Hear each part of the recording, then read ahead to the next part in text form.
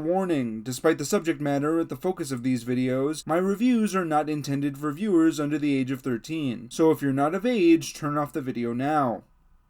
Are they gone? Great, let's get to the intro already.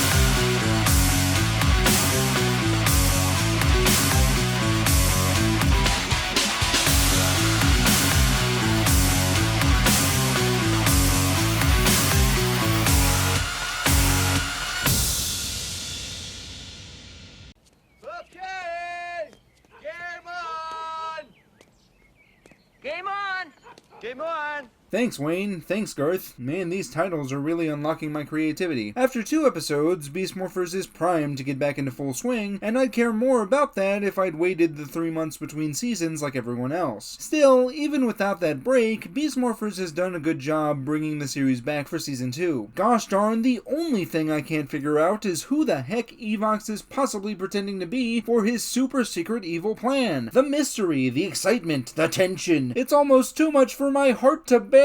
But that's why we keep watching. The last episode gave us Blazebot and Roborox, but also dipped a toe into filler episode territory. As I've talked about many times, filler is part of the Power Rangers package, and the best filler usually has great significance for the characters involved in those plots. Since this was absolutely the case for Roxy last time, I'm sure we'll get more great filler in this season. You know, if the show avoids topics that completely contradict Power Rangers history. The stage is set for this season to stay strong, so let's look at Power Rangers Beast Morphers episode 25, Game On. The episode opens at the Riptide Gym, where Coral Harbor's annual esports championship is being held. Devon's competing in the final round of the tournament, which is good since the game of choice is Backstreet Brawler 3. Devon's opponent is Carrie Dixon, and after the two place cartridges into their console, the game can finally begin. Player 1 fighter, Sensei Bones. Player 2 fighter, Sinister Sasha. This is the game? This is the coolest fighter I've ever seen! Why the hell did Devon want to look at Grid Battle Force's Battle Simulator when his home console is way more advanced? During the fight? Game? I'll go with game. During the game, Mayor Daniels sees a fighter bump into the judge, and Nate explains that the game is so advanced it can even interact with the outside world. As the mayor leaves to make a call, Devon's character unexpectedly freezes up, allowing Carrie to slice it freely. However, before she can deal the finishing blow, Blazebot and Roborox show up to blast the fighter's pixels apart. Blazebot then takes Carrie's console, and she runs out of the gym with everyone else, including her brother Louie. Once the gym is clear of civilians, the Rangers morph into action, but Blazebot says they got what they came for and 6 Tronics on the Rangers so he and Roborox can go outside. When they get there, they turn Carrie's console into a Robotron, which Carrie sees since she's hiding with her brother. The Rangers show up soon after, with Gold and Silver taking on the Generals, but the main 3 have a hard time getting close to Gamertron since she makes holoclones of the Rangers for protection. The real Rangers struggle defeating their doppelgangers, but when Nate and Steel rejoin the team, they blast the baddies to make their escape. Carrie sees all of this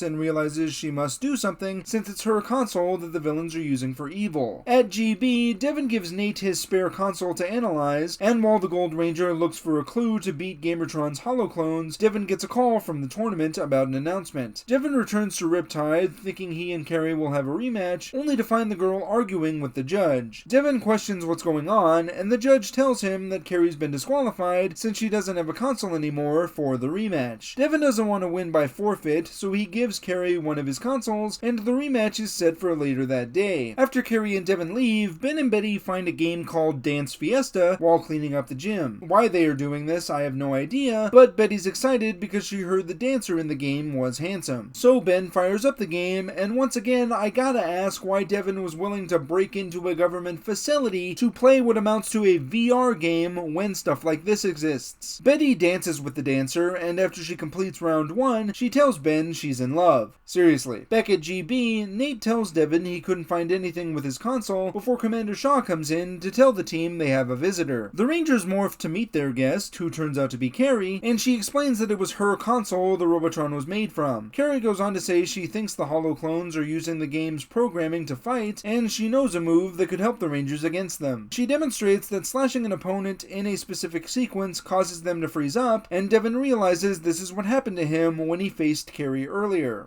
It's a bug in the game. I found it by accident. I haven't told anyone except you. Hold on. So if it's a bug, then you're not winning the game by fighting. You're winning by cheating. Yeah, that's not cheating. But I don't have time to go into that since Carrie defends her actions by telling the Rangers she needed the prize money so her brother could have a surgery and once again play soccer. While the Rangers understand her situation, they nonetheless read Carrie the Riot Act about how cheating is wrong, which I would respect if Carrie deserved this speech. The alarm signals Gamertron attacking a truck full of handheld consoles, so the Rangers ask Carrie to show them her move again before heading out. When the Rangers find Gamertron, they blast her before Devin tells Nate and Steele to get the truck to safety. Gamertron unleashes her holoclones on the Rangers, and they tussle with them for a bit before using Carrie's move to freeze them in place. The Rangers then blast the clones before Devin uses the B6 cannon to delete Gamertron for good. The team doesn't have much time to celebrate, however, since Shaw calls them about a Gigadrone that creates a dome around a section of the city that drains Morph-X when it lands. The Ultrazord easily slices into the dome to fight the drone, and while it gives the Rangers a tough battle, the good guys ultimately win the day. After the fight, Betty tells the game dancer, Juan, all the hope she has for their relationship, but of course all the programmed game wants to do is dance. Then Ben and Betty suddenly act like Juan is the one being unreasonable, with Ben even stepping up to him and telling the guy to back off. Juan, the dancer from a video game, then gets ready to fight Ben, but the bumbler turns off the game and Betty is saved, I guess? Devin and Carrie have their rematch on the main floor, and during the game, Louie wonders why his sister is not using her move, but she says she's not going to cheat. And for her sacrifice, Carrie loses, so I guess the Red Ranger telling Carrie she could win without cheating was utter bullshit. However, Devin gives his prize money to Carrie anyway so we can have a happy ending, and Devin thanks his dad for coming out to support him, but the mayor leaves after a few coughs saying he's coming down with something. The others join Devin to take a selfie with his new trophy, and the episode ends with this. Hello, Mr. Mayor. Need a hand?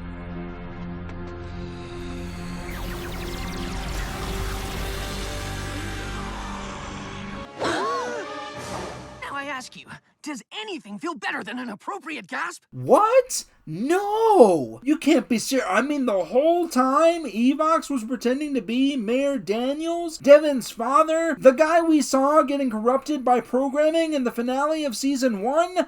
What the fuck? Nah, I'm kidding, I knew the whole time, but seriously, this episode sucks. It's rare to get a Power Rangers episode that fails on every level, except when you're me, and I've talked about at least one of these episodes per series since I started reviewing. But the point is, I did not expect Beast Morphers to fall this hard this fast, especially when the show won back my confidence in Hasbro at the end of the last season. There's just not a lot to like here. The subplot with Ben and Betty is so dumb and cartoonish that it feels out of place in a series that, up until this point, has taken itself pretty damn seriously. Well, more seriously than this at least. Why is the game suddenly portrayed as a pushy boyfriend that wants to fight Ben? It's not like these games have been shown to become sentient. Hell, Devin and Carrie need to control their fighters. It's a subplot that provides more confusion than comedy, and between this and episode 23, I'm starting to worry that Ben and Betty won't be as funny as they were in the first season. However, the comedy subplot is just the appetizer to the premium suck that is the main plot of the episode. There are so many aspects of this that are mishandled to the moon, but the big one is the moral of cheating. To be clear, I don't have a problem with the show talking about this subject. It has been executed well in the past and will be used in the future, but what Carrie's doing here is not cheating. She didn't make the game, nor did she make the code that freezes people and download it into the game. All she did was find a cheat code by accident, which is not cheating because that stuff is freely available on the internet, evident by the fact that most people in the real world are familiar with the Konami code. Up, up, down, down, down, left, right, BA start. This brings me to my second problem with the execution, since I have no idea how the hell Carrie was the only one to figure out this programming glitch. You mean to tell me that there's not message boards about this shit? I mean, we know the internet exists in this universe, since the Halloween episode that introduces Backstreet Brawler 3 started with the Rangers streaming a horror movie. So either the code is widely known by the public, and the Rangers just don't know about it, which is weird since one of them is a gamer, or the game simply isn't popular enough for people to know about the code, in which case, why the fuck is there an esports championship based around it? Carrie's also super vague about the details surrounding her tragic backstory. She somehow found this secret code that no one else knew about, even though she couldn't have played the game at home since she admits to only owning one console. Then again, she could be homeless and just didn't tell the Rangers that, which would make sense because she doesn't appear to have parents or insurance to cover her brother's supposedly necessary surgery for an undefined injury. I'm also not sure what I'm supposed to get from Carrie's characterization. She has the tragic backstory and everything, but in the beginning she was this smug woman who was so competitive that Devin gave her the side eye. But Devin doesn't act like himself in this episode either. The guy who turned on Ravi over an exploding rocket would definitely be more competitive, and those feelings would just amplify in a championship setting. Side note, what was the point of the show concealing Mayor Daniels as Evox if they were just going to reveal it in a few episodes? Feels like a giant waste of time, and similar to when Heckle was working at the cafe in Dino Charge. Double side note,